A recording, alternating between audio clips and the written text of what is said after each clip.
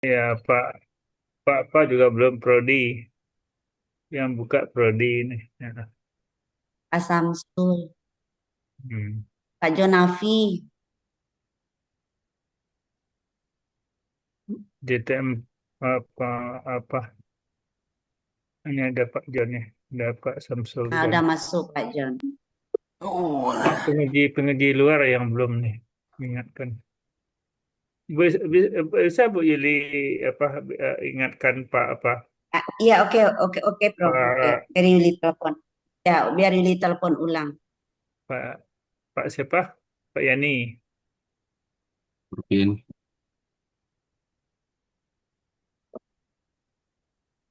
Oh, beliau lagi. Udah mulai, Bro. Pak Yani satu lagi siapa pengujinya? Pak Ismet sudah. Satu lagi Pak Ismet, Pak Ismet. Pak Assalamualaikum. Ismet sudah. Yang dari dalam. Oke, Prof oke. ini udah OTW katanya, Pak. Udah Hmm. mau masuk. Hah? Sakit perut. Satu Prof ini mau masuk lagi Pak. Ya. Sudah, sudah Yuli hubungi.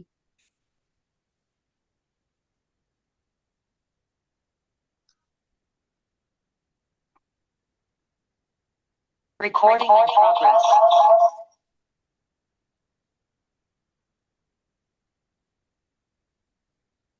Assalamualaikum Pak Samsul. Kamu, boleh. Iya, ya.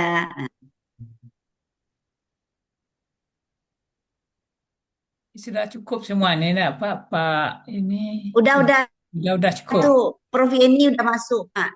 Assalamualaikum. Ya, Waalaikumsalam. udah masuk Salam Prof ya ini. udah ya. Mm-mm. Oh, ya. Waalaikumsalam. Hmm. Ya, Udah masuk semua Pak ya. Yani ya udah Ya, sudah hadir ya. apa Ya, penguji kita, dan kita promotor. buka aja ya Pak Gun ya. Iya iya silakan Pak Samsul. Karena Pak John sekarang kan sebagai ini apa ya penguji ya. Ya sebagai penguji. Oh ya, ha. Oke. Baik, kita mulai aja Pak Gun ya karena udah waktunya ya.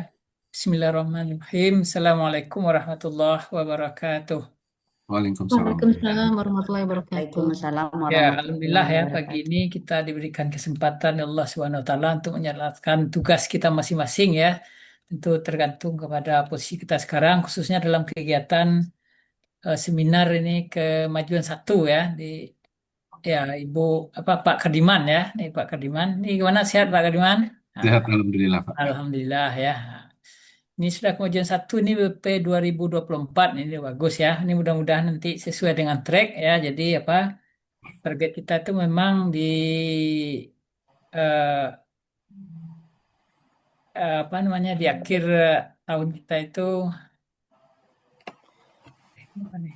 Ya nanti dia sesuai dengan ininya apa namanya jadwal yang kita rencanakan ya. Kita target kita itu 6 semester ya. Mudah-mudahan ini bisa selesai ya. Oke, baik ini terima kasih kepada Bapak tim promotor ya, Pak Setiadi, Nistiadi, Bu apa tim penguji dan motor Pak Baik. Gun ya, satu Pak apa lagi nih bentar ya. Ada Ibu Firda Firda ya. ya, Bu Firda ya, ada Bu Yuli ya, Pak Gun, Pak John ya. Di mudah-mudahan kegiatan kita pada hari ini berjalan sebagaimana mestinya. Ini Pak Ismet sudah ada ya? Sudah ya? Iya. Oh, udah, alhamdulillah ya sudah ada semua ya.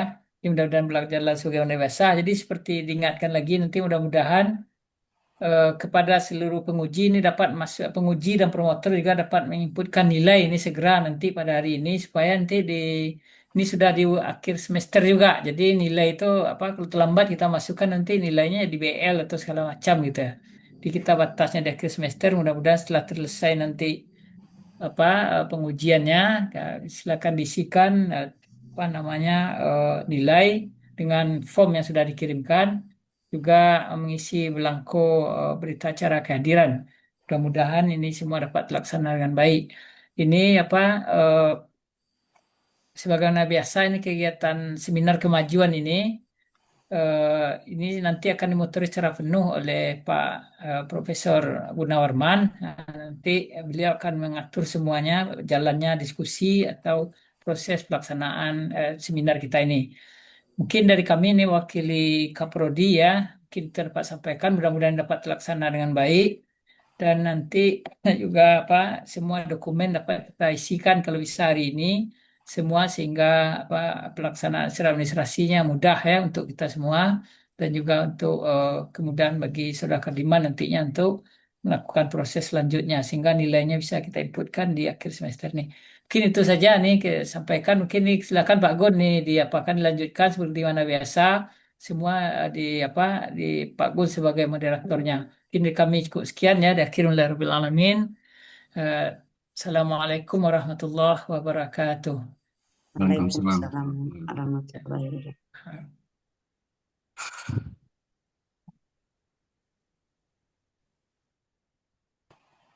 Pak Gun, mau tanya Pak Gun, sebelum kita Gun, Oke. Iya. ini apa dokumen draft disertasinya ada nggak Pak Gun ya? Ada dikirim? Jadi baca-baca gitu. Pak Kadiman ada nggak Pak Kadiman? Ada. Saya kirimkan. Oke, makasih Pak Samsul ya. Ini sedikit sambil ini ada ngasuh cucu nih. Oke. Makasih Pak Samsul. Kita mulai aja ya. Ini Pak Kardiman. Anda presentasi nanti kalau bisa jangan terlalu lama 20 menit saja ya. Yang penting-penting Baik, Prof. waktu terbatas. Saya lihat diagendakan hanya oleh Pak John 1,5 jam nih. Kemudian nanti diikuti tanya jawab oleh Pak Jonavi, Pak Ismet, dan Pak Prof. Setiadi. Mungkin yang pertama nanti penguji luar prodi dulu Prof. Setiadi. Berikutnya baru Pak John, Pak Ismet. Terakhir tanggapan dari dari promotor. Juga tadi sudah disebutkan ya perlu nanti isian jangan lupa mengisi berita acara dan juga mengisi lembar penilaian. Ya kita mulai saja. Ya silakan Pak Kardiman. Baik, terima kasih Prof atas waktunya. Mungkin saya langsung buka saja karena ya apakah sudah terlihat ininya presentasinya. Ini direkam Pak Kardiman ya. Sudah Prof. Baik. Jadi terima kasih atas kesempatannya. Assalamualaikum warahmatullahi wabarakatuh. Yang terhormat promotor saya, Prof. Gunawarman, yang terhormat kopromotor Prof. Yuli dan Dr. Firda, yang terhormat Dewan Penguji, Prof. John, Ismet, sama Prof. Dina. Nah, pada kesempatan hari ini saya akan mencoba memaparkan topik riset saya yang berjudul tentang pemanfaatan si urcin, Arbacia terpneutes, SP, dan alginat sebagai bahan dasar pembuatan biokomposit. Nah, yang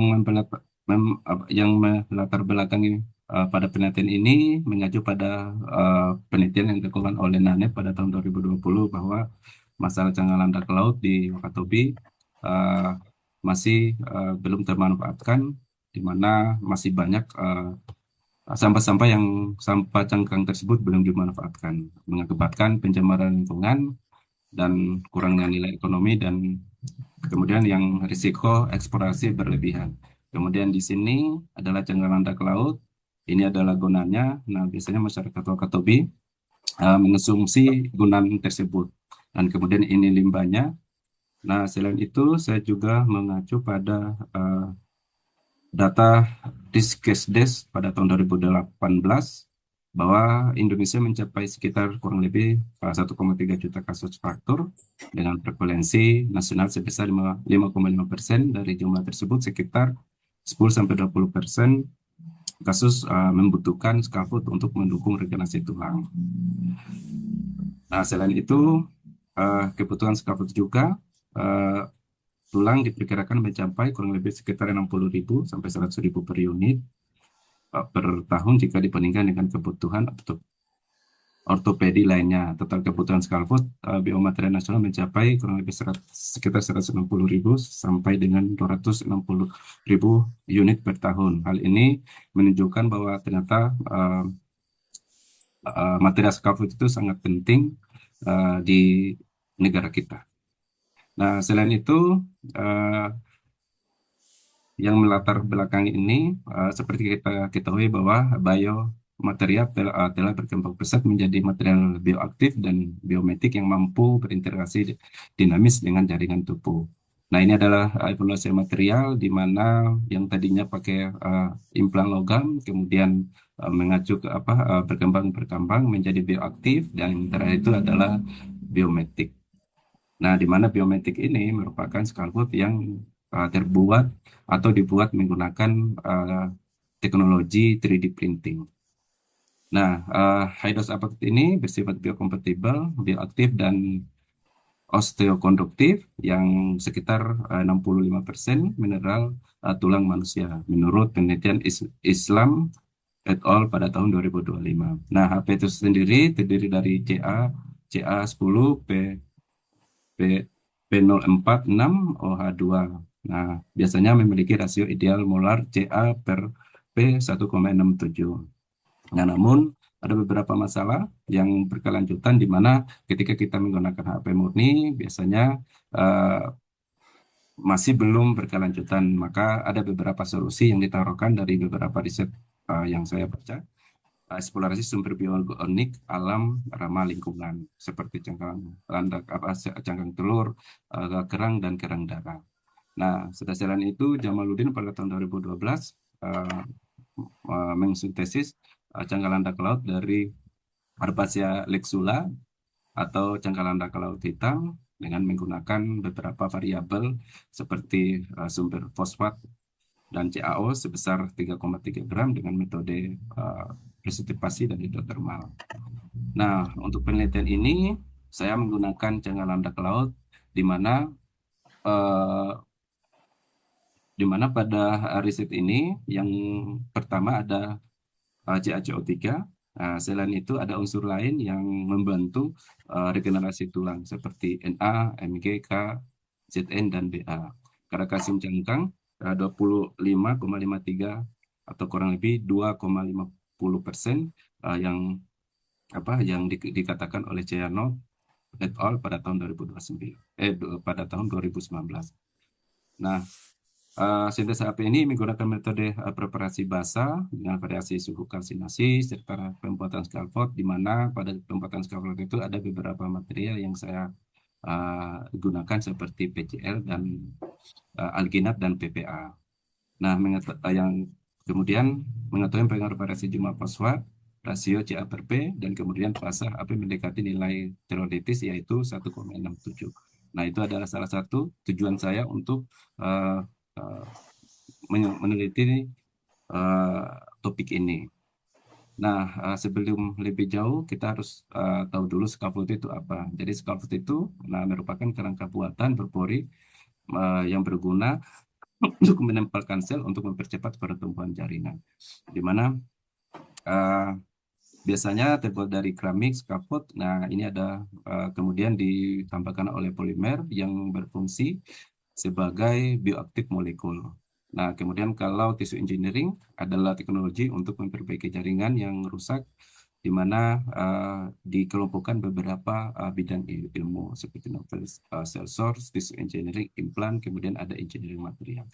Nah, ini adalah salah satu alasan saya mengambil material Scaffold ini. Nah, material Scaffold ini biasanya terdiri dari beberapa material seperti hydrous apatite, alginat, dan polyvinyl alkohol.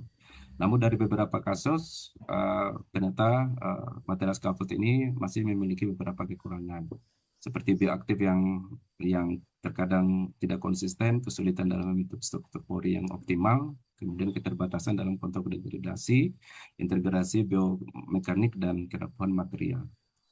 Nah, ini adalah sedikit tentang landasan teori. Seperti diketahui bahwa hydrous apatite itu memiliki komponen utama penyusun tulang dan gigi manusia. ada beberapa dua di sini. Ada fase yang ada di hydrox apotet. Yang pertama itu adalah fase beta TCP. Kemudian ada fase CAO yang bebas yang tertentu. Nah, kemudian ini alasan saya memilih cangkang Landraut ini karena ada material-material yang ada di dalam material cangkang Landraut ini seperti natrium, magnesium, zinc dan lain sebagainya. Kemudian saya menggunakan metode Witt method atau chemical precipitation, kemudian ada metode hidrotermal. Nah, ini adalah beberapa penelitian dari orang lain seperti yang dilakukan oleh Pak Sunasel et al. 2020. Dari hasil penelitiannya terlihat bahwa puncak HAP terkonfirmasi, kemudian kristalisasi menurun seiring kenaikan suhu. Nah, kemudian ini adalah hasil SM-nya. Jadi partikel 3,4 sampai 7,1 mikrometer morfologi sisik atau scale, EDS menginformasi unsur Ca dan P. Nah, kemudian dilanjutkan dengan penelitian Ramadan atau al. Nah, di sini kita bisa lihat bahwa puncak gas AP terkonfirmasi terbentuknya gugus fungsi AP, gugus hidroklis rendah, hilangnya air karena proses kalsinasi atau akibat kenaikan suhu Centerlink. Nah, kemudian ini penelitian yang dilakukan oleh Jamaluddin et al. Menggunakan cangkang landak laut hitam atau Arbacia lixula menggunakan proses presitipasi dan hidrotermal. Di sini terlihat ternyata sebelum melakukan kalsinasi atau raw material, fase yang terbentuk itu didominasi oleh fase kalsi. Nah, kemudian seiring ketika sudah jadi HP, ternyata ada fase-fase yang lain seperti TCP, kemudian ada apatit. Nah, hal ini dikonfirmasi dari gugus pengujian FTR, gugus fungsi. Ternyata sebelum kalsinasi, jadi gugus fungsi yang terbentuk adalah CO. Nah, setelah dikalsinasi, maka setelah disintesis, maka ada fase yang lain seperti fosfat, kemudian ada hidroklis OH. Nah, puncak SRD dan pita serapan gugus fungsi kas, HAP morfologi bulat tidak beraturan dan aglomerasi, CAPP. Nah, kemudian dilanjutkan dengan penelitian sniper. Dari penelitiannya terlihat bahwa ternyata kulit kerang darah itu terbentuk gugus fungsi AP, kristalisasi tinggi, ukuran kristal 26,23, CAPP atau sebesar 1,77, morfologi berupa aglomerat. Nah, kemudian ini adalah tujuan saya. Jadi ada beberapa catatan di sini yang berkaitan dengan tujuan saya. Mungkin saya sudah nggak usah terlalu banyak membacanya biar nanti bisa mempersingkat waktu. Cuman ini saya ambil poinnya saja. Jadi tujuan penelitian saya itu yaitu yang pertama mendapatkan hasil kemudian serbuk AP, nah, kemudian mendapatkan karakteristik fisik, lalu mendapatkan scaffold yang biokomposit. Nah, dari tujuan ini ada beberapa tahapan yang saya lakukan, di mana tahapan yang saya lakukan itu baru mencapai di tahapan 1 yang menuju kedua. Artinya tahun pertama insya Allah sudah terpenuhi, kemudian lanjut ke tahapan ketiga, kedua, kemudian nanti lanjut ke tahapan ketiga. Nah, ini laporan report akademik saya, di mana saya sudah semester 4 dan sudah menempuh jumlah SKS yang diambil itu sekitar 27 SKS. Untuk jumlah mata kuliah yang diambil semester ini, itu ada tiga mata kuliah dengan jumlah SKS itu adalah 9 SKS. Dengan IPK kumulatif 97. Nah, kemudian ini metode penelitian saya pada metode penelitian ini itu dibagi ada 3 tahapan. Kemudian yang pertama itu ada tahapan pertama, tahapan kalsinasi, lalu tahapan pembuatan scaffoldnya. Yang ketiga itu adalah tahapan pembuatan menggunakan 3D printing. Nah, kemudian ada target luaran. Yang pertama ada jurnal ke-1 sampai ke-2, kemudian mungkin ada paten juga. Nah, bahan dan alat, waktu dan tempat penelitian pada riset ini dilakukan di laboratorium Laboratorium of Product atau iLab, dan Laboratorium Mekanik, Material, dan Struktur di Badan Riset Inovasi Nasional BRIN, Serpong, dan Cibinong. Kemudian ada beberapa alat yang saya gunakan di sini, ada hammer mill, dari grinding, dan lain-lain. Lalu bahan-bahan yang grade analitik, jadi ada diamond hidrogen fosfat, kemudian ada amonium hidrogen, aseton, kemudian ada pades, lalu CaO hasil kalsinasi dari cangkang landak laut. Nah, ini adalah sintesis HP tahap pertama, di mana dimulai dari pengambilan si ucin, kemudian di grinding, lalu jadi CaCO3 powder, kemudian dikalsinasi. Pada tahap kalsinasi saya mencoba mengvariasi beberapa suhu. Jadi ada 600, 800, kemudian ada yang 1000. Lalu disintesis HP atau pencampuran dengan fosfat, lalu dilakukan annealing, kemudian diuji karakterisasi. Nah, ini adalah preparasinya, dimulai dari pengambilan, kemudian ada pengeringan, pengancuran, kemudian pencucian, kemudian ada perendaman, lalu dicuci lagi, direndam pakai larutan aseton, dikeringkan, kemudian digrinding, jadilah material CaCO3.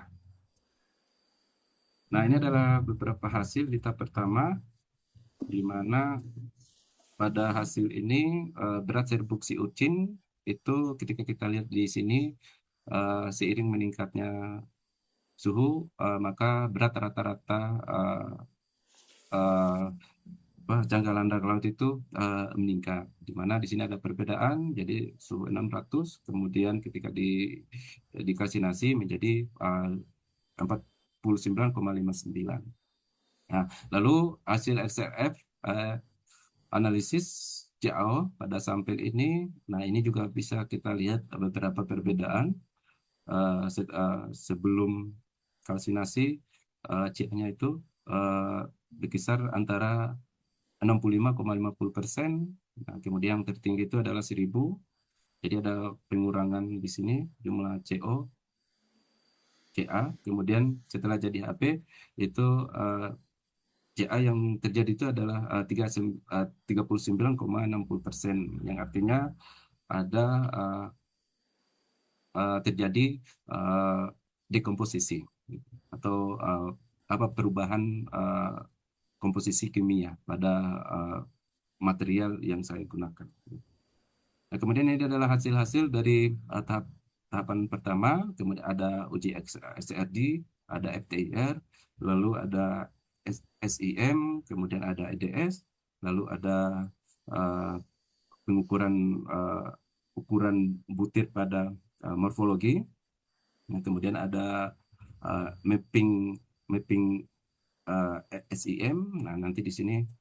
Nah, jadi pada tahap pertama ini saya mendapatkan ada pengujian XRD, kemudian ada FTIR. Nah, di sini kita bisa lihat bahwa sebelum kalsinasi, fase yang didominasi itu ada fase kalsit atau bentuk segi 4 seperti ini. Nah, kemudian yang sudah dikalsinasi, ada beberapa fase apatit yang lain seperti CaO, kemudian ada fase TCP, lalu ada fase redox apatit. Nah, ini dikonfirmasi lagi dengan pengujian FTIR. Nah, ternyata kalau kalsinasi itu belum ada material fosfatnya. Jadi gugus fungsi yang terjadi itu belum ada material fosfatnya atau pion. Nah, kemudian ini adalah hasil SIM. Nah, di sini juga kita bisa lihat bahwa semakin meningkatnya suhu, maka ukuran morfologi partikel, nah itu menjadi 2,16. Nah, artinya ini sangat berhubungan sama penelitian-penelitian sebelumnya, seperti penelitian Jamaluddin. Ternyata pada Hedus apatit itu fase yang terbentuk itu adalah bentuk yang bulat-bulat seperti ini, atau biasa disebut dengan fase Petri. Ini adalah hasil mappingnya. Ini bisa kita lihat ada P, C, CA, O, MG, C, dan CL. Nah, kemudian untuk luaran riset pertama, alhamdulillah sudah terbit di jurnal Q1 Material Chemistry and Physics. Ini eh, 1 tahun menunggunya dari tahun kemarin, pas bulan kemarin, alhamdulillah sudah terbit. Nah, selain itu, saya juga sudah mengikuti conference yang dilaksanakan di Surabaya, ISPA, dan diterbitkan juga di jurnal conference, Journal of Physics pada tahun 2025, Oktober tahun 2025, dan kemarin baru terbit juga kemarin. Nah, selain itu ada luaran paten eh, yang diterbitkan yang diajukan oleh eh, kopromotor Bu Firda, eh, kemarin sudah alhamdulillah sudah disetujui juga. Nah, kemudian lanjut ke tahap 2.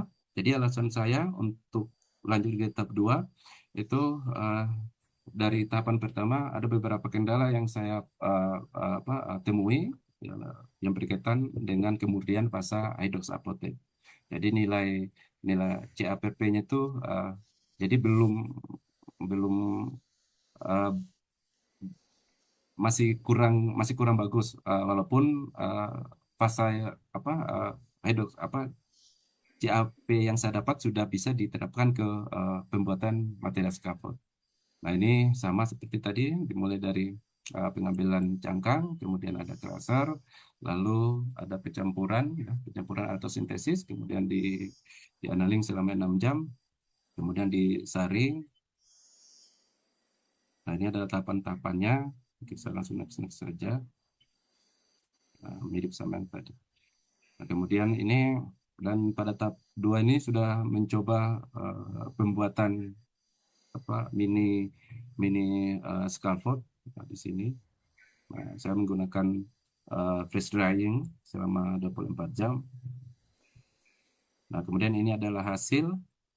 Jadi setelah saya memvariasikan fosfat, jadi ada beberapa temuan yang saya dapatkan di sini. Ternyata material saya itu ketika divariasi fosfat dan dihitung molarnya, saya bisa mendapatkan fasa 1,63. Ini dari hasil XRF 1,63 dan 1,76.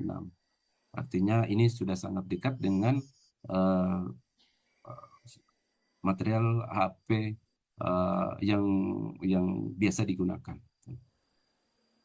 Nah, ini ada beberapa kemarin, ada 2 variabel di sini, ada variasi suhu, analing, dan variasi presentasi fosfat.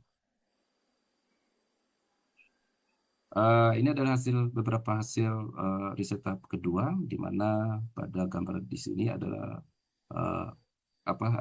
hasil pengujian XRD, kemudian ada FTIR. Nah, di sini bisa kita lihat sebelum kalsinasi atau SU powder, jadi yang terbentuk itu ada hanya kalsit saja. Ketika divariasikan fosfatnya, maka ada fasa-fasa lain yang terbentuk. Jadi ada hidroksapotid dan beta TCP. Nah, ini divariasi lagi sama FTIR. Jadi sebelum itu belum ada fasa yang fosfatnya. Nah, ketika di divariasikan, ternyata sudah ada muncul fasa fosfatnya. Artinya ini sudah menghampiri hidroksapotid yang murni, gitu.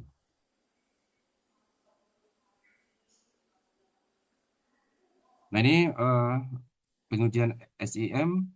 Nah, kita bisa lihat di sini, jadi sudah mendekati bentuk morfologi hidroksapotid, di mana, nah, ini biasanya didominasi bulat-bulat seperti ini atau petrit seperti ini. Bulat-bulat seperti itu. Nah, kemudian ini yang variasi fosfat. Jadi ini variasi hasil yang saya dapat CAPP, ada beberapa CAPP di sini. Jadi sudah mendekati, artinya sudah lebih baik gitu dibanding penelitian yang sebelumnya. Yang saya dapatkan itu hampir mendapatkan 2 CAPP.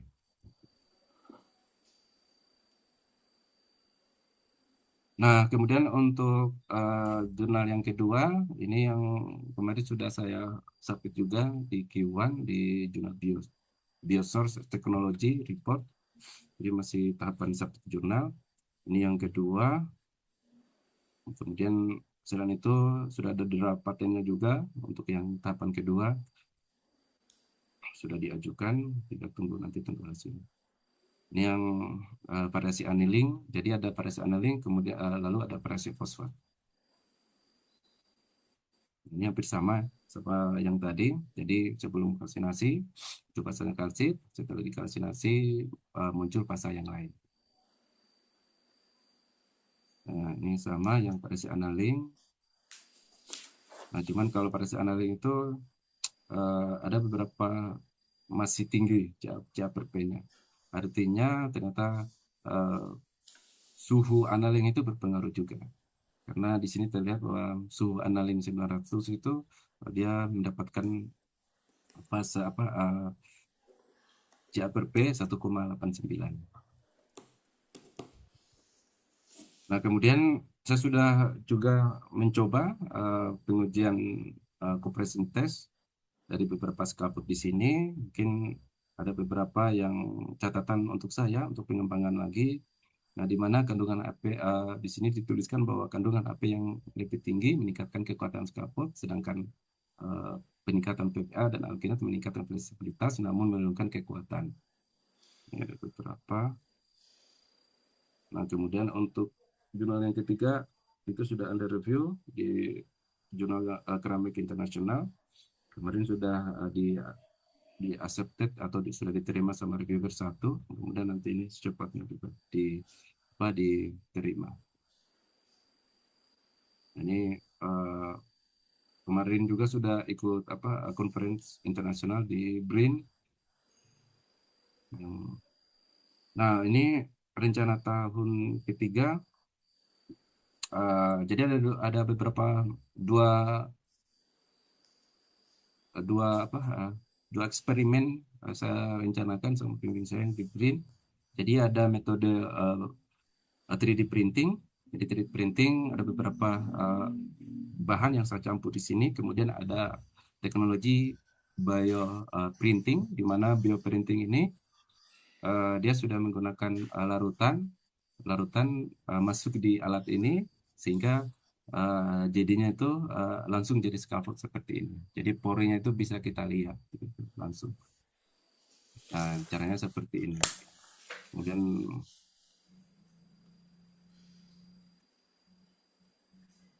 nah, ini timeline saya. Jadi saya sudah di semester 4 menuju ke semester 5. Artinya ada beberapa hal yang sudah saya kerjakan dan dipublikasikan gitu. Oke, mungkin itu saja yang saya bisa sampaikan. Mohon maaf kalau masih banyak kekurangan. Mohon masukannya Bapak penguji dan promotor. Untuk itu saya kembalikan ke Prof. Gun. Silakan Prof. Gun. Oke, ya, terima kasih Pak Kariman. Ya, waktunya hanya sedikit lebih. Oke, kita lanjutkan dengan tanya jawab. Silakan Prof. Yeni. Assalamualaikum warahmatullahi wabarakatuh. Waalaikumsalam warahmatullahi wabarakatuh. Terima kasih waktunya Pak Barakatuh. Gun. Ya. Mang saya yang harus pertama ya? Ya, Oh gitu ya, ya. di luar prodi. Biasanya Oh, itu, gitu. ya, yang di luar. Iya, ya terima kasih Pak Gun. Pak Kardiman, Ya, Prof. oh tadi saya dengar ternyata penelitiannya sudah begitu jauh yang sudah dikerjakan. Saya tertarik yang pertama, ternyata sudah ada yang publish ya? Iya. Yang publish itu tahap pertama dari penelitian Pak Kardiman? Betul, betul. Ya. Iya. Yang jelas suaranya Pak Kariman. Jadi, Iya, Prof. Betul, Prof. Yang tahap pertama Mang itu yang yang terbit. ya tentang apa? Saya belum membaca apanya, belum membaca artikelnya. Oh, tentang variasi kalsinasi. Variasi kalsinasi. Oh, tentang kalsinasinya ya. Iya. Jadi Jadi itu sudah ya kan tadinya CaCO3, hmm, kemudian dikalsinasi beberapa suhu, eh, maka dari itu mendapatkan beberapa data, saya olah dan coba di di submit di jurnal begitu. berarti sudah publish ya? Sudah, Sudah ya. sudah. Nah, dari sana keterbaruan penelitian yang Pak Kardiman lakukan itu terletak pada bahannya, proses sintesisnya, atau peningkatan performa dari scaffold. Kalau yang tahapan pertama mungkin lebih fokus di bahannya, Pak. Bahan, ya. Ya. Selanjutnya rencananya proses gitu ya, proses sintesisnya. Iya, jadi setelah kemarin riset pertama itu ada beberapa yang catatan di kami. Yang pertama itu pemurniannya, kemudian untuk keterbaruannya yang kemarin ditanyakan sama reviewer juga, itu bahan itu tuh belum pernah diteliti dan katanya menariknya itu ada unsur lain gitu, ada yang Mg sama yang lain itu ternyata bisa bisa membuat ketika dibuatkan untuk tulang itu eh, bisa mempercepat pertumbuhan sel katanya. Nah, berikutnya pada tahap kedua saya melihat bahwa yang Pak Kardiman kerjakan itu adalah bagaimana melihat perbandingan antara Ca dan fosfor gitu ya. Iya, Sudah dirapatkan berapa 1:67. ya. Eh, jadi ketika Targetnya 1,67 atau bagaimana? Satu betul banding 67 itu? betul itu acuan Prof. Jadi untuk material scaffold itu 1,67 sampai 2 sebenarnya Prof. Tapi yang paling ideal itu di nilai sesometriknya itu 1,67. Namun ada beberapa penelitian orang untuk 2 itu bisa dipakai juga gitu. Masih Masih bisa bisa digunakan dipakai. di itu. Iya. Berarti dari perbanding ini adalah indikator keberhasilan mensintesis HAP ya. 1:67. Kemudian kalau biokompatibelnya bisa kita apakan? Bisa ada indikatornya. Misalnya biokompatibelnya baik, stoikiometris dari perbandingan bahan tadi juga baik. Iya. Ternyata CA per P-nya Iya. 2 misalnya. Iya. 2 banding berapa itu? 1:2 gitu mungkin Iya. ya. Iya. Atau 1:1. Iya. Eh, Nah, jadi bagaimana mana yang akan dipilih? oke, baik. Indikator keberhasilan sintesisnya atau biokompatibel atau stoikiometrinya yang lebih baik? Jadi dari beberapa yang saya tahu, Prof, eh, ada beberapa indikator keberhasilan, di mana yang pertama itu kita itu harus mencapai nilai rasio per CP-nya itu antara 1,67 sampai 2, namun untuk yang biokompatibel itu nanti biasanya dicampur sama variabel yang lain, walaupun sebenarnya dengan itu sudah apa eh, cukup sebenarnya, Bro. Cuman karena biokompatibel itu kan biasanya dicampurkan sama material lain gitu, Bro. Tapi kalau yang ini saya bisa bukan jamin sih, Bro. Bisa katakan sudah bisa karena ada material yang lain tadi, Bro. Kayak magnesium. Biasanya kalau penelitian-penelitian yang lain itu sengaja ditambahkan dengan bahan itu biar ada compatible. Namun di sini karena mungkin di tahap selanjutnya belum ada uji biokompatibel sama antibakteri. Mungkin setelah ini saya langsung uji itu juga Bro nanti Oh gitu ya. biokompatibel. Iya. Jadi tahap kedua sudah selesai, ya. Baru mau selesai. Yang Tahap kedua mau selesai ya, mau dipublish kembali. Berapa? Targetnya ada 3 ya kita lihat tadi. Target hmm, publishnya di tahap kedua ada 1 lagi, Nek. iya, yang target pertama itu kemarin udah 2, konferensi 1. Kemarin yang Oh ya, variasi ya. fosfat itu masih Yang saya mencari. tanya tentang apanya? Tentang publishnya, bukan kompren, bukan itu. Iya, Ada Q1 pertama, Q1 kedua, Q1 yang ketiga kalau saya lihat dari iya, iya, pemaparan tadi. iya betul. Ya, ya seperti Iya, itu targetnya. iya, Yang sudah 1, iya, Q1 pertama sudah, akan lanjut Q1 kedua iya, tentang tahapan lebih ke kalsium fosfatnya ya. betul. Iya, Pak. Yang ketiga baru ada terakhir, itu mungkin sudah bagian apa? Hidroksiapatit PPA apa itu? Polifenil Polifenil alkohol, PPA. polifenil alkohol tambah alginat ya. Betul, Pak. Sifat mekaniknya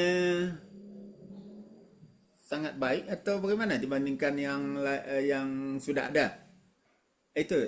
Itu belum ya. Iya, ini kemarin Halo? baru Belum ya? sempat ya sempat mencoba dan Belum selesai ya? belum baru mencoba dan coba-coba seolah datanya gitu. Kan masih Targetnya sifat mekaniknya lebih baik dari HAP ketosan, HAP yang lain, hmm, ya sih. ditargetkan seperti itu. Iya, ya, ya paling tidak nanti mendekati, Bro. Jadi Oh karena gitu. kalau scaffold itu yang saya tahu itu ada standarnya. Jadi standar uh, kekuatannya gitu. Jadi kalau Ya, terlalu ya. kuat juga tidak baik, gitu. Hmm, hmm, hmm, hmm. Ya paling tidak nanti Kemudian yang terakhir nih, yang terakhir sifat mekanik dari dari cangkang apa istilahnya, si cangkang landak laut, cangkang landak laut. landak laut. Andaikan sifat mekaniknya, biokompatibelnya sangat baik pada skala lab nanti ya, yang sudah dapatkan sangat baik. Bagaimana Pak Diman meyakinkan bahwa yang sudah sangat baik tadi bisa diterapkan di lingkungan apa itu namanya? Medis, Terapannya. medis. Lingkungan itu kan tentu jauh berbeda deh dengan lab atau in vitro, in vivo kan gitu ya. Iya, iya. Bagaimana Pak Tardiman bisa meyakinkan bahwa ini bisa diterapkan di lingkungan biologis? Gitu. Baik, Bro. Jadi ada beberapa tujuan kami. Jadi ketika saya menawarkan sama biomedis, ya tentunya yang pertama nilai biokompatibelnya seperti apa, nilai antibakterinya nanti seperti apa, regenerasi tulangnya nanti seperti apa. Makanya mungkin eh, harus berlanjut risetnya, Bro, karena sangat jauh nanti. Kebetulan di sini ada beberapa metode juga yang saya gunakan. Ya salah satunya metode 3D printing dan bioprinting ini. Jadi untuk dikatakan material ini uh, bisa dipakai, ya salah satunya dari pengujiannya itu, Bro. Pengujian antibakteri, kemudian pengujian biokompatibel, kemudian kekuatan mekaniknya seperti apa gitu, Bro. Ya mudah-mudahan tahun ini kami bisa lanjutkan itu, Bro. Semester 5-nya bisa selesai penelitiannya ya. Insya Allah, Bro. Lanjut ke Q1 kedua, Q1 ketiga. Ketiga ya. Ya, saya kira demikian Pak Gun. Terima kasih atas waktunya. Oke, terima kasih Prof. atas masukannya. Nanti tolong juga diisi ya formnya Prof. Ini Oh iya, iya, iya, ya iya. yang Oke, dan juga berita acaranya. iya, iya. Oke, ya oke kita lanjutkan berikutnya Pak John ya. Silakan Pak John.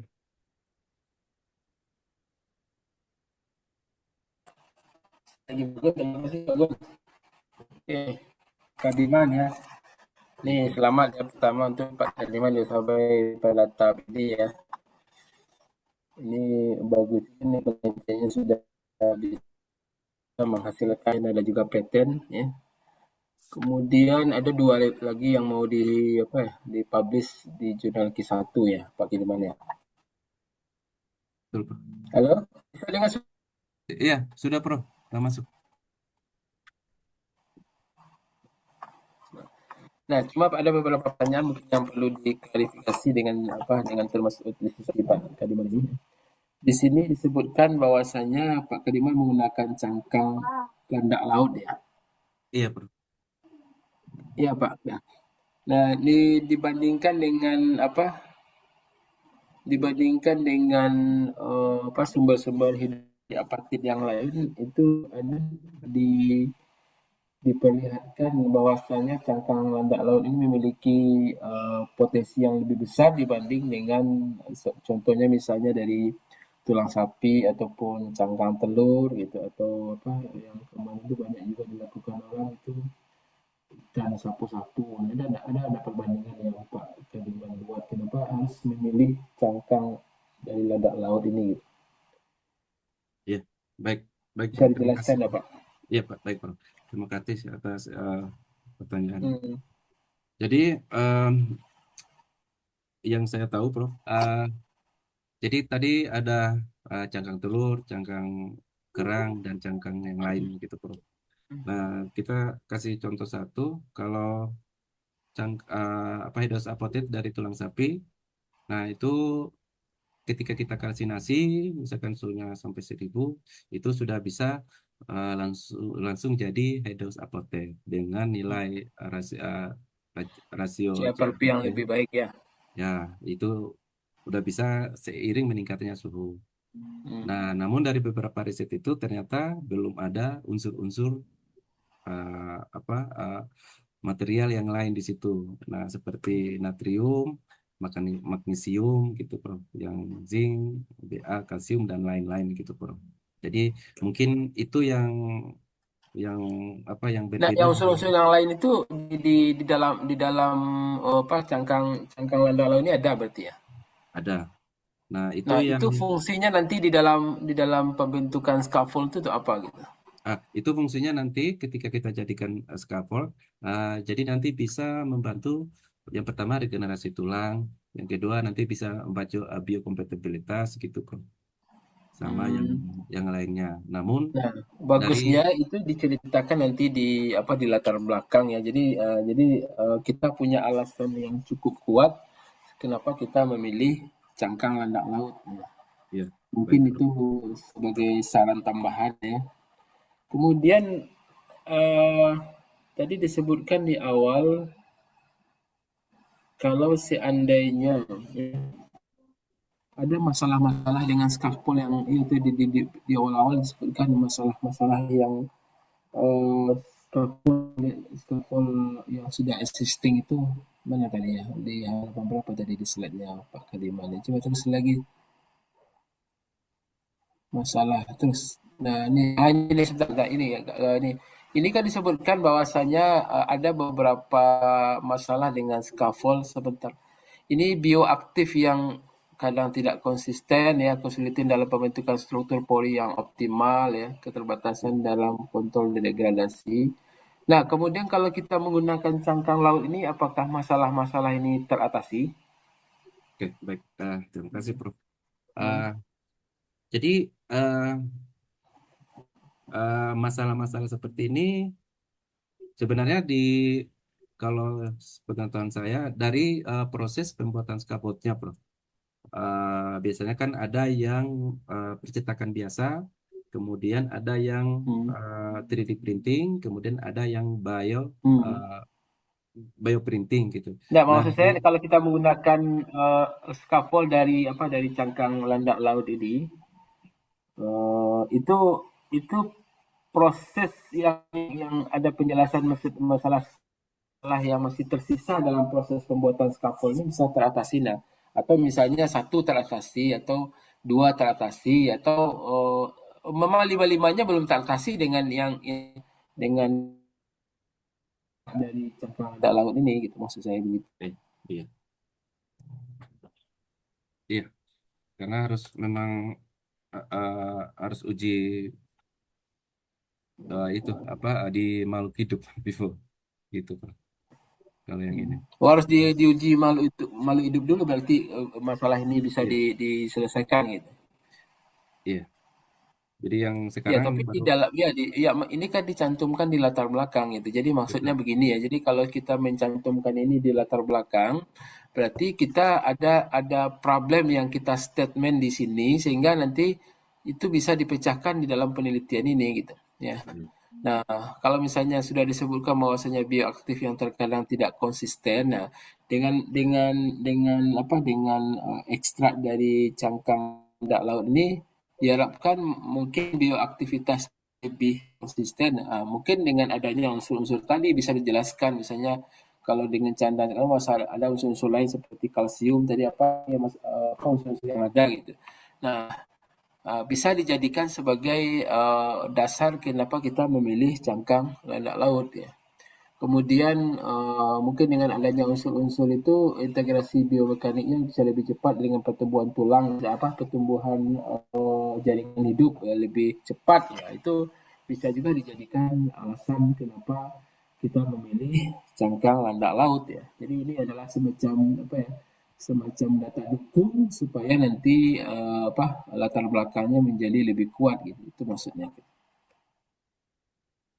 Nah, itu mungkin yang perlu ditambahkan di dalam penulisan latar belakang ini, Pak Kadiman ya.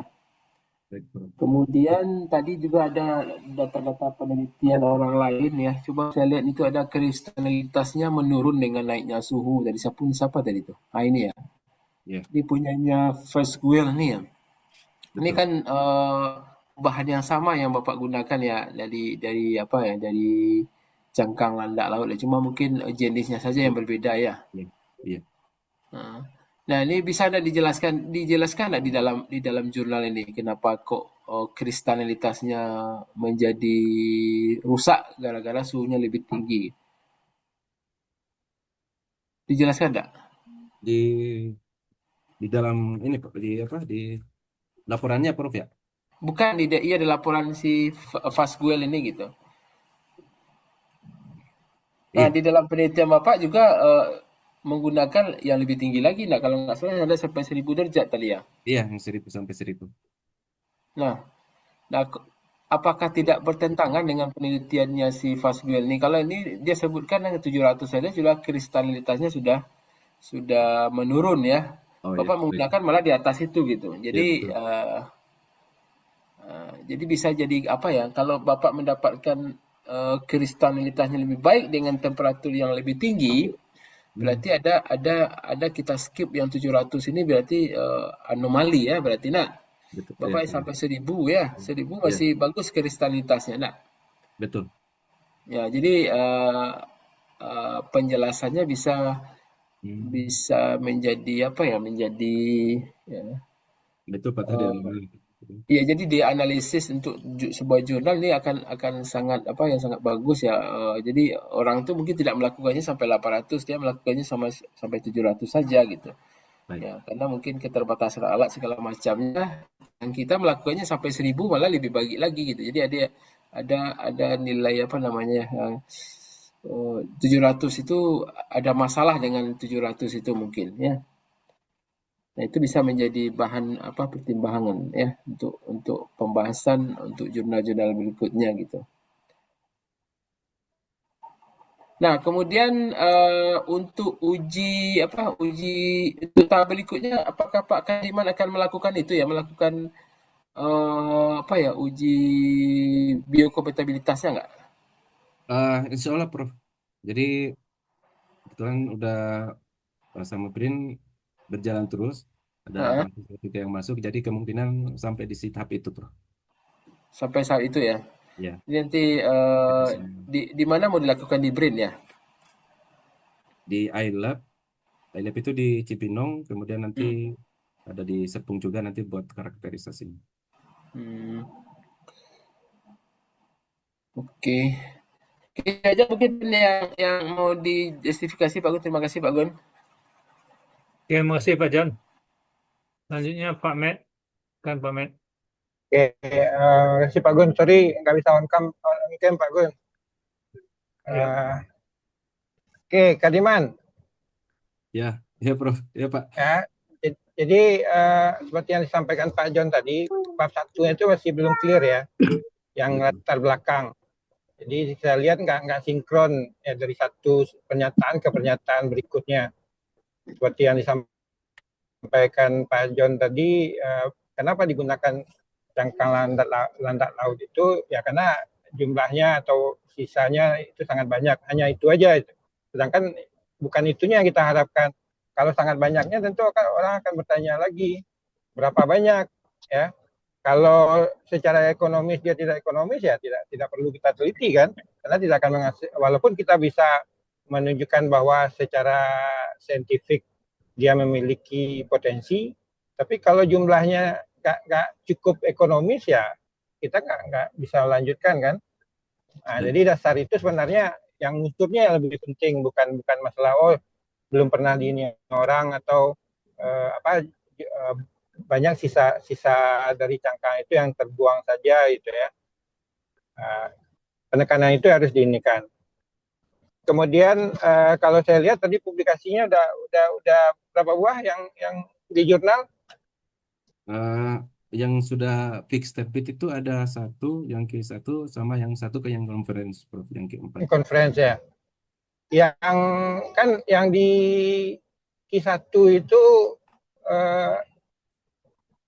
CAP-nya masih belum ini ya, masih belum sesuai Masih tinggi. dengan Iya, masih iya, rendah ya.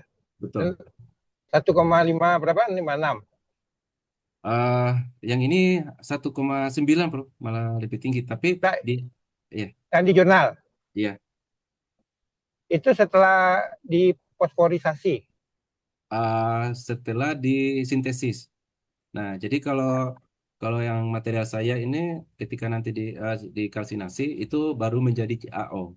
Jadi belum belum ada fosfatnya. Nah, di tahap itu nanti saya campur dengan fosfat itu metode kimia basa itu. Nah, itu di artikel yang pertama. Iya, betul, Prof. Nah, berarti sudah tercapai ya, minimal 1,67. Iya, Berarti sudah bisa nanti diteruskan ke tahapan untuk menguji dia sebagai skapol. iya, Oke. Di tujuan 2 dan tujuan khusus 2 dan 3 itu ya. Di situ komposisi yang 2 itu alginat tambah hidrosiapatit tambah PVA ya. betul, Prof. Itu kenapa persentasenya bisa ditetapkan gitu? Apa dasarnya? Iya. Sebenarnya riset ini yang pertama itu mengacunya dari riset-riset yang dilakukan sebelumnya, Prof. Jadi Nah, kayak itu yang salah satu eh, dasar kami juga, Pak. Dasar saya untuk memilih variabel ini. Gitu. ya, tapi kan karakteristik bahannya beda, nah. Iya. Tentu akan berpengaruh nanti, nak. Oh, Bukan orang lain pakai alginat sekian persen, kemudian PVA-nya sekian persen. campur dengan hidroksiapatit dari sumber lain, bisa aja komersil atau yang alami yang lain, tentu akan berbeda nanti efeknya. Jadi menurut saya kita harus hati-hati juga, nggak bisa kita tetapkan, oh kita pakai mengacu ke sini. Mungkin untuk tahap awalnya oke ya, tapi nggak bisa kita tetapkan sebagai tujuan. Jadi nggak usah ditetapkan sekian persen dulu, tapi di metodologi memang dasar berpijak kita dari sana dulu. Nah, nanti setelah dari sana kita uji ternyata hasil nggak ini, nah kita evaluasi apakah ada pengaruh persentase yang mempengaruhi performan dari hidroksiapatit tersebut. Nah, baru nanti mungkin kita dari sana kita bisa tingkatkan yang mana yang presentasinya kita naikkan gitu. Atau kita langsung aja menaikkan ininya, menetapkan berapa variasi kombinasinya. Nah, gitu juga dengan yang tujuan ketiga. Tujuan ketiga itu PCL ya. PCL itu apa? Eh, apa? Poli itu kepanjangannya gitu.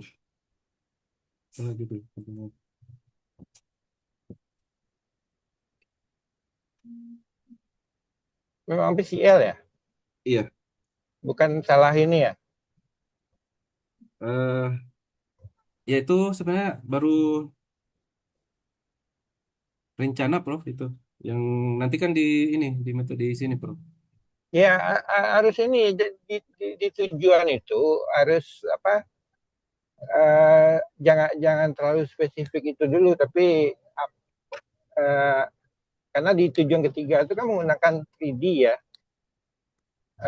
3D printing. Baik Prof. Ya, 3D printing kan? Ya 3D printing sama Ah, 3D printing. itu siapatitnya sendiri dalam bentuk serbuk Betul. Dari serbuk. ya. Apakah PCL itu untuk mengikat dia? Kalau alginat untuk apa? Alginat untuk Alginat itu kan untuk memperbaiki ininya kan, unsur apa stokiometrinya. Nah, ya yang kalau yang scaffold yang yang cetakan itu jadi yang sudah dilakukan alginat, HAP sama PVA. Nah, yang PVA itu ya dia alginat itu fungsinya buat apa? fungsi. Salah satunya itu membantu memperbaiki strukturnya. Nah, memperbaiki struktur. Nah, kemudian PCL-nya, PCL itu untuk mengikat, Bro. PCL untuk mengikat. Nah, kenapa nggak pakai PLA? Kan sama juga dia relatif ini juga kan uh, biodegradable juga kan? Iya. Karena kebanyakan yang digunakan orang dengan 3D printing untuk mengikatnya pakai PLA kan? Nah, kemudian persentasenya juga harus hati-hati, cukup nggak dengan persentase hidroksiapatit sekian, kita tambahkan persentase pengikatnya sekian.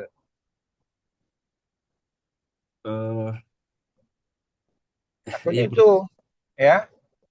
Berarti ya harus Ya harus ada argumennya kenapa persentase itu segitu. Ya. Kalau sebagai batu pijakan oke, tapi bukan itu yang kita jadikan hasil dari penelusuran kita. Tapi nanti itu hanya pijakan awal karena kita tidak punya referensi dasarnya ya. Nah, nanti dari sana baru kita evaluasi, baru nanti kita lakukan lebih lanjut dengan presentasi yang bisa meningkatkan performanya.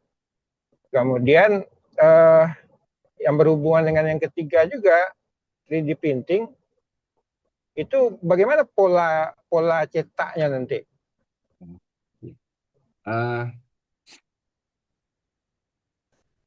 Nah, jadi yang pertama itu saya ini dulu mencampurkan. Jadi di Brin itu ada alat remix. Nah, setelah jadi kompon seperti ini, kemudian saya ini nih masuk ke pembuatan uh, mesin screw twin screw extruder ini, Bro. Jadi nanti keluarnya udah bisa jadi Filamen, ya. dalam bentuk Cuman filamen. ya, Ya, bagaimana pola cetaknya? ya, Bro. Pak, tadi lu- Pola cetak seperti apa kan? Scaffold itu nanti dia 70% punya porositas kan? betul. Ah, porositas itu nanti harus saling koneksi satu sama lain. Ya. Ya. Dan itu biasanya menyebabkan kalau kita buat secara manual, itu pada saat kita kasih compression, itu nggak sampai dia 2 MPa. Turun lagi dia, walaupun greennya sudah lebih malah dari 2 MPa ya. Nah, maka untuk itu kan kita harus desain bagaimana strukturnya, struktur scaffold itu. Nah, struktur scaffold itu nanti berdasarkan struktur scaffold itu, maka nanti kita bangun pola cetaknya. Baik, Bro. Tapi kalau saran saya, kalau hanya sekedar kan dominannya lebih ke materialnya ya, Iya. material baru ini. Ya cukup Kadiman kan juga udah punya dari yang satu saja sudah mau 3 ya publikasi ya. Iya. Dari objektif yang satu ya. Iya. Betul nggak? Iya. Satu jurnal Q1, satu conference, kemudian satu lagi nih. Satu lagi kan belum menjadi scaffold juga ya. Belum. Masih material saja kan, masih bahan saja kan. Iya, ada dua lagi, Sekarang Bro. ah Ada dua, yang satu yang fosfat, yang satu yang annealing. ya kalau saya cukup nggak usah yang ketiga itu ya. Cukup aja nanti untuk menguji dia ini kan di scaffoldnya. Jadi nanti bagaimana, apakah sama dengan yang misalnya kita bandingkan aja dengan yang komersil misalnya. Nggak usah menjadi scaffold juga, mungkin greennya aja dulu ya, greennya aja dulu dengan campuran alginat kemudian PVA, kemudian diuji kompresinya, diuji kompatibilitasnya, diuji semuanya ya. Iya. Dibandingkan dengan yang lain, apakah lebih baik? Kalau lebih baik berarti kan clear nih, dari landak laut ini memiliki potensi ya untuk scaffold. Karena kalau untuk dijadikan scaffold nanti kan kita harus memang 3D printing. 3D printing sebenarnya sudah banyak ya digunakan orang untuk membangun scaffold. Tapi kan mayoritasnya saya lihat itu tidak melihat bagaimana pola cetaknya. Makanya saya pernah sama Indra, gimana kalau dibuat finite elemen dulu ya untuk mendesain konstruksinya, baru nanti kita 3D printing. Karena itulah yang ininya nanti tidak materialnya. Jadi dia tidak akan materialnya oke. Itu hubungannya dengan regenerasi tulang dan segala macamnya ya. Tapi secara struktur dia kan harus memenuhi syarat minimum compression strength-nya 2 MPa, kemudian porositasnya 70% dan interkoneksi antara porositas itu harus ada. Itu lebih ke ini, dan itu sebaiknya menurut saya di ini aja, karena akan menjadi penelitian yang lebih ini lagi ya. Kalau fokusnya lebih ke material saja, maka nanti kita uji. Kenapa kita uji scaffoldnya? Cukup greennya aja, karena lebih ini kepada apa ya, untuk membuktikan bahwa dengan cangkang landak laut itu mungkin lebih bagus dalam hal misalnya kompresinya atau indikator yang lain, sifat mekanik yang lain, bahkan dibandingkan yang hidrosiapatit yang komersil atau hidrosiapatit alami yang lainnya. Kita udah declare lagi kan dari sisi materialnya. Karena kalau untuk dijadikan full scaffold ya seperti yang tadi ya, desainnya lebih menjanjikan, ini kan sebenarnya menentukan kalau saya perhatikan. Oke, Mas. Iya. Tuh ini ya. Kemudian nanti mungkin ininya di apa lagi, latar belakangnya di revisi lagi supaya sinkron ya antara paragraf dengan paragraf berikutnya ini saling berkesinambungan dan itu bermuara kepada apa yang bisa kita definisikan masalah. Jadi masalah tidak lagi seperti apa yang ditulis ya. Saya baca ditulis itu masih mempertanyakan bagaimana kalau ini ditambahkan ini seperti apa hasilnya. Itu bukan problem statement ya. Seperti yang sampaikan Pak John tadi ya. Jadi itu diperbaiki lagi. Kemudian metodologi itu mungkin dibuat lebih sistematis lah supaya jelas orang membacanya ya. Kita punya objektif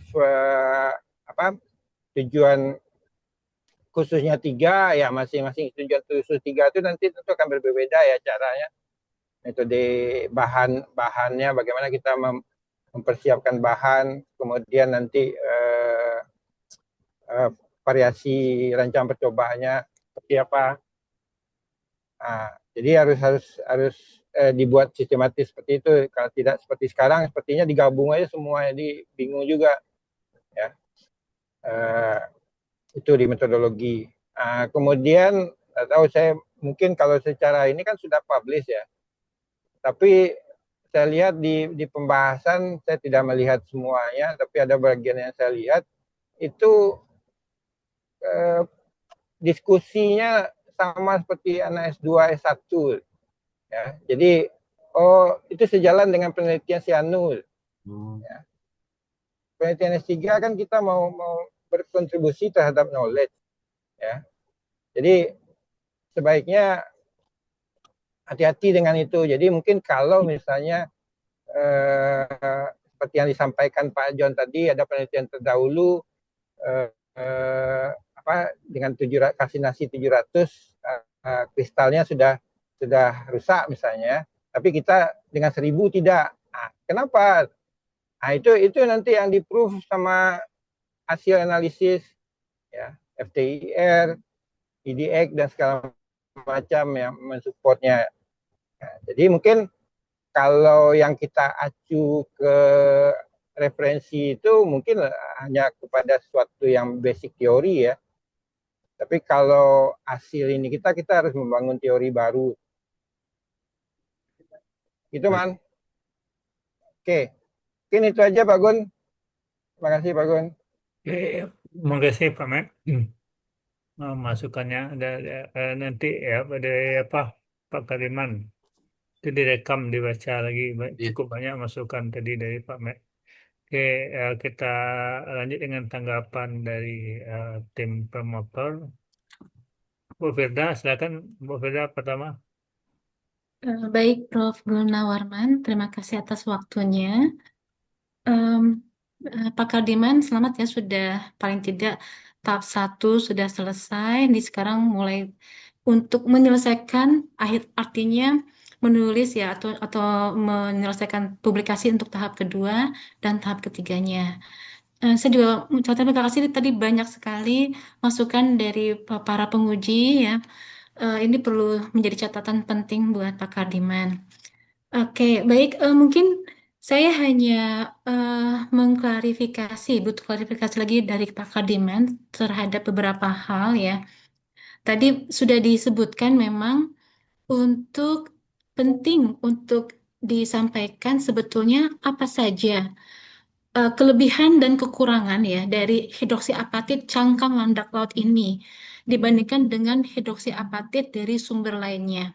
Karena sebetulnya kan HAP ini nanti akan digunakan untuk membantu pertumbuhan sel tulang di manusia. Nah, sebetulnya seberapa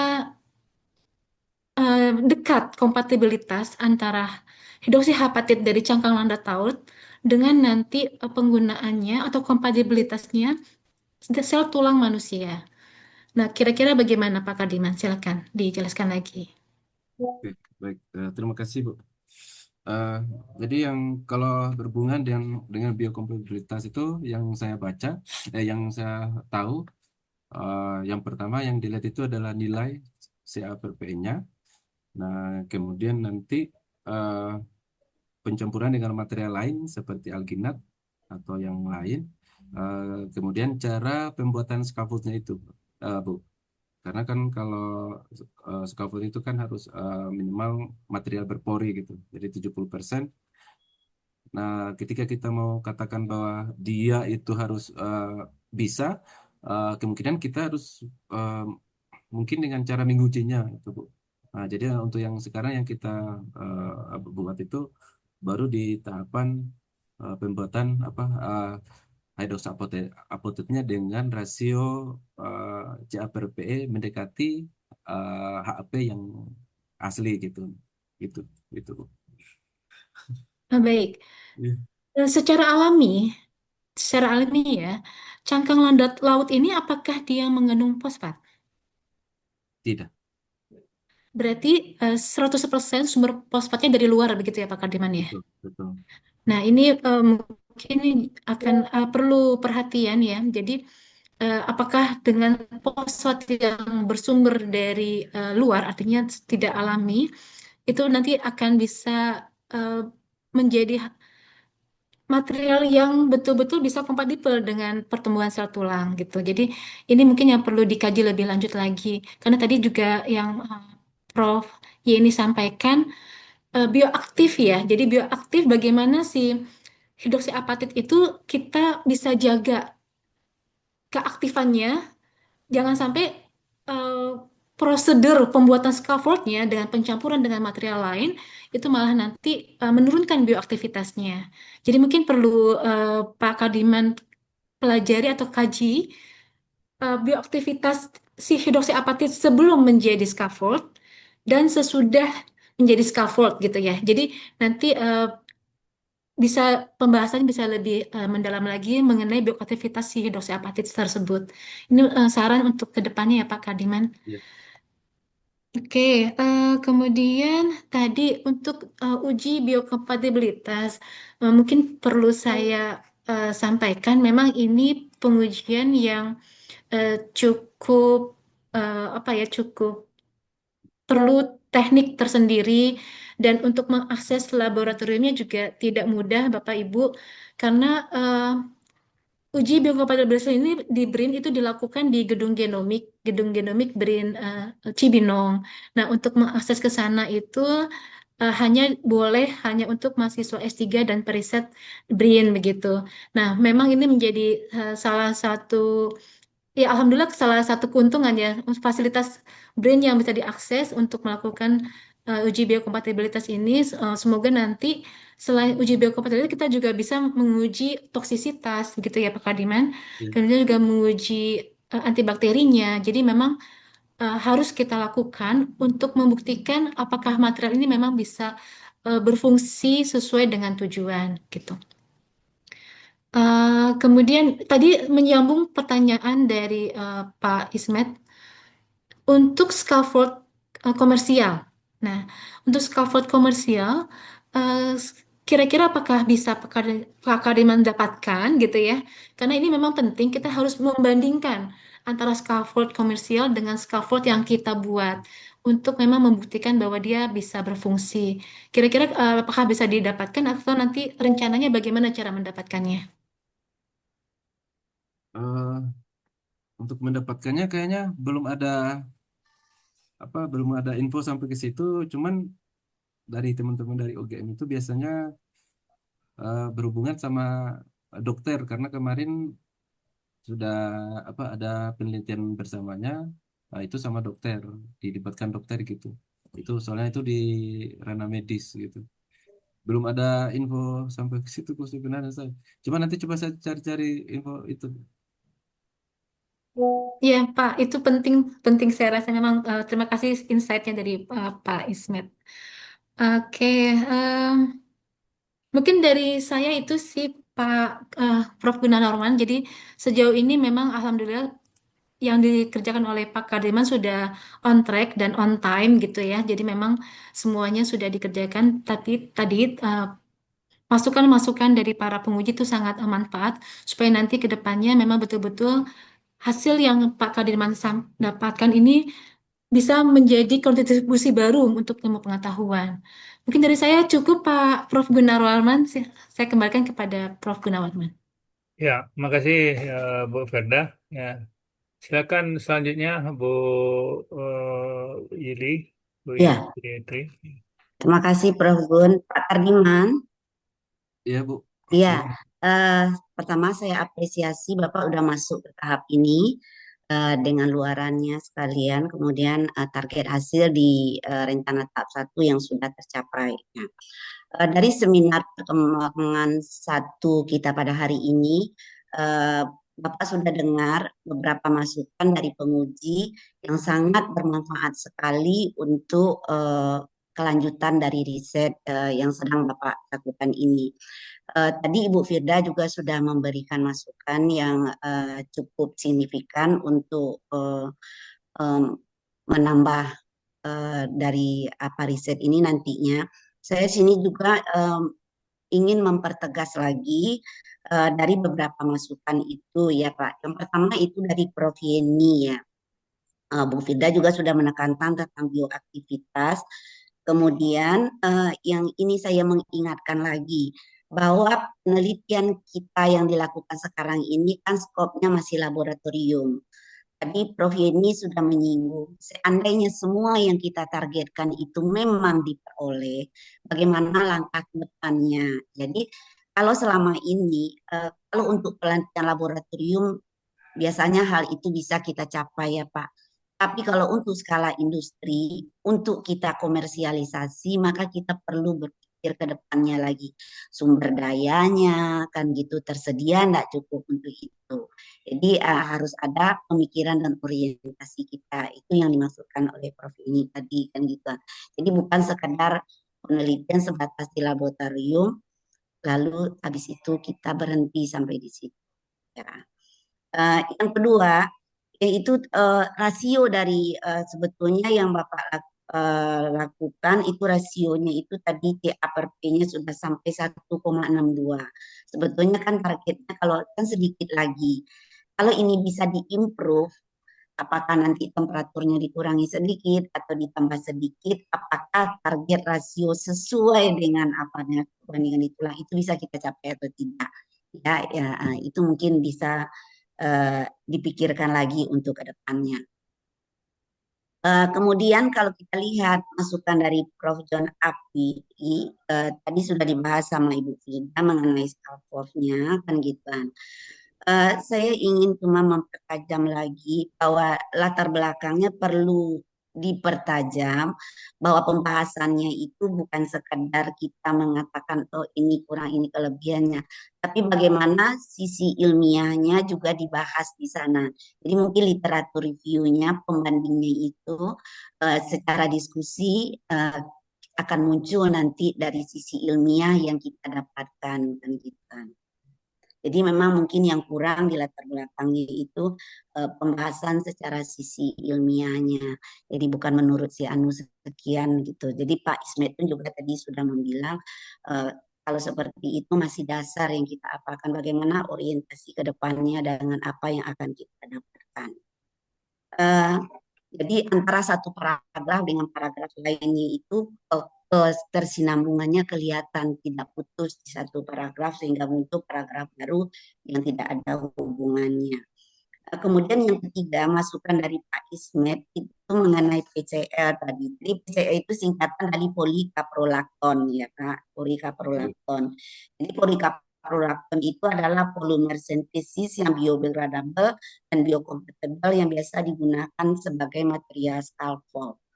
Kalau kita lihat keuntungannya ya bisa digunakan untuk campuran, tapi kita perlu berpikir ke depannya Pak, bahwa PCL ini juga punya kekurangan. Pertama, dia laju degradasinya itu lambat. Jadi kalau kita lihat dari literatur yang ada, laju degradasinya itu lebih dari 2 tahun, 2 sampai 4 tahun. Ya. Kalau laju degradasinya lambat, kira-kira nanti proses pembentukan sel di tulangnya bisa berjalan dengan baik atau tidak. Karena kan PCL-nya nanti untuk mengikat, setelah itu kan dia nanti akan terurai kan gitu. Nah, jadi kalau laju degradasinya lambat, berarti kan proses penguraiannya nanti juga akan lambat. Nah, dengan apa itu kekurangannya itu nanti bisa kita atasi. Kemudian yang kedua kelemahannya adalah dia sifat hidrofiliknya itu rendah. Ya, sifat hidrofiliknya itu rendah sehingga proses adesinya itu di dalam sel akan berjalan kurang optimal. Nah, itu kira-kira dua kelemahan dari atau dua kekurangan dari PCL tersebut kan gitu kan. Tapi dengan beberapa variasi CA tadi, kemudian dari beberapa variasi kalsinasi, mudah-mudahan ini bisa kita kaitkan nanti hasilnya dengan diskusi dan data yang kita dapatkan nanti. Jadi memang kalau kita menambahkan suatu aditif pasti ada kekurangannya dan pasti ada kelebihannya. Nah, itu masukan dari saya ya Pak Kardiman. Semoga nanti bisa kita diskusikan lagi karena masukan dari penguji tadi sangat baik sekali untuk perbaikan riset kita ke depannya sehingga publikasinya bisa di tempat yang lebih baik. Itu dari Yuli, Prof. Kun. Oke, ya, makasih Prof. apa ya, ya, Ya. Prof. Ya, makasih Bu Ili atas masukannya, ya, atas apa komentarnya. Pak Kadiman sudah cukup banyak masukan ini apa untuk Anda. Mungkin dari saya hanya sedikit menambahkan kalau kalau maunya kita memang sudah bisa publikasi di jurnal material fisik ya dan semestri. Itu biasanya ya dari pengalaman itu kalau yang material yang apa yang sains itu lebih ke arah sains. Biasanya publikasinya kalau ada hal baru, apakah penyediaan data baru atau materialnya baru, itu sudah memadai bagi mereka ya untuk publikasi. Tapi kalau yang sudah mulai engineering atau mungkin yang lebih multidisiplin, itu lebih banyak dia apa mungkin keunggulan itu harus lebih jelas, mungkin sudah bisa applicable atau enggak itu. Mungkin kita juga Anda merasa juga begitu kita kirim jurnal Ya, kita ya. ke Material Science Engineering itu belum bisa diterima, apalagi kalau mamanya ke jurnal biomaterial gitu, karena mereka apa butuh apa ya, bukan hanya sekedar materialnya yang berbeda, tapi keunggulannya dibanding yang lain itu apa itu. Atau ketersediaannya applicable atau enggak itu. Jadi itu mungkin yang perlu nanti kita perkuat itu untuk publikasi selanjutnya.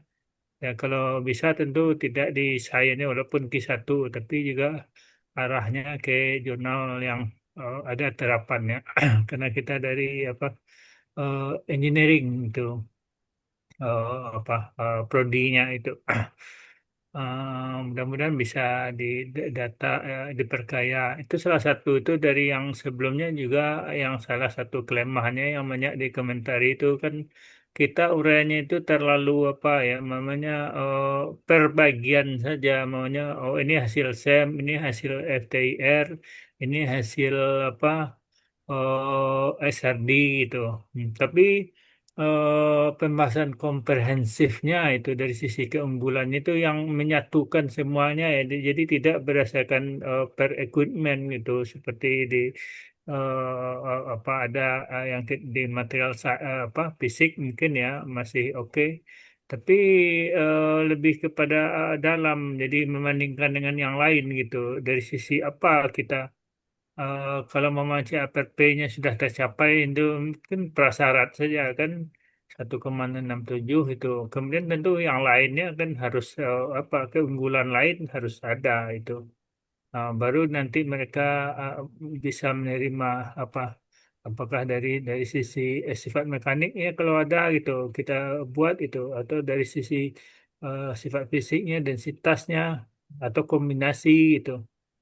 Itu yang kira-kira apa yang perlu kita tambahkan, kita perkuat sehingga publikasi di jurnal yang lebih apa ya, mungkin Q1 juga atau ya lebih terapan, lebih terlihat kelebihan kalau untuk digunakan, termasuk apa ya, ekonomisnya kalau ada itu lebih jelas itu ya. Berarti apa tahapannya Anda kan ke situ sebenarnya. Ini kan kita baru alasnya, sainsnya. Makin ke ujung kan makin terapannya makin terasa sampai dia diaplikasikan di apa dunia kedokteran gitu. Hmm. Di tahapan nanti penelitiannya mungkin kita itu apa tadi sudah disinggung juga oleh Pak Ismet. Kalau kita membuat scaffold, bukan scaffoldnya saja namanya materialnya, tapi seperti apa desainnya, sudah memenuhi syarat nggak desain apa mekanik yang dibutuhkan, atau sudah meniru model tulang nggak itu dari apa yang kita tahu seperti tulang asli itu seperti apa itu. Syaratnya mekaniknya berapa, porositasnya berapa itu, ada syarat-syarat yang lain apa yang dibutuhkan, ikatan apa antara apa HA dengan scaffoldnya dengan material material base-nya, kalau maunya kalau digunakan metal itu ya. Ya, base-nya adalah metal gitu. Itu harus saya tahu juga berapa kekuatan atau ikatannya itu. Atau kalau Anda mungkin hanya menggunakan HA saja, itu menggunakan langsung HA tanpa ada apa, tidak untuk melapisi metal, untuk berbeda pula ya. Oke. Mungkin itu waktu juga sudah habis ya, sudah makasih banyak dari masukannya, sudah banyak dari apa penguji. Kalau ada satu dari audiens ada yang mau memberi masukan dari Pak, sisi ada Pak waktu, Eri, Pak. Pak. Hah? Prof, ada Pak Eri. Siapa? Pak Eri. Oh ya, silakan. Kalau ada yang mau ngasih, silakan dari audiens.